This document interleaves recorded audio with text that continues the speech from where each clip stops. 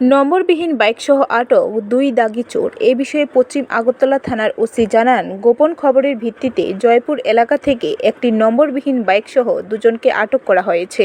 ধৃত দুজনের নাম আলমগীর হোসেন এবং অভিজিৎ হাসান। অভিজিতের বাড়ি বাংলাদেশ এবং আলমগীরের বাড়ি রাজধানীর চান্দিনামুড়া এলাকায়। পুলিশ তাদের আটক করে প্রাথমিক জিজ্ঞাসাবাদে জানতে পারে গত 1 মাস আগে বাইকটি চুরি করেছিল তারা আরও বহু বাইক চুরির ঘটনায় জড়িত রয়েছে বলে পুলিশের ধারণা। তারপর পুলিশ তাদের বিরুদ্ধে একটি মামলা হাতে নিয়ে পুলিশ রিমান্ডের দাবি করে আদালতে তোলে সোমবার।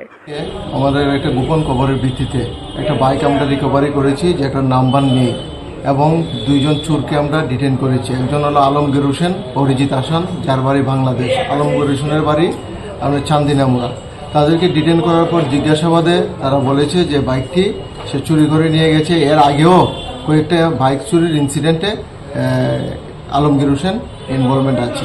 এখন আমরা একটা স্পেসিফিক কেস এই বিষয়ে নিয়েছি 73/2024 under section 382D of IPC।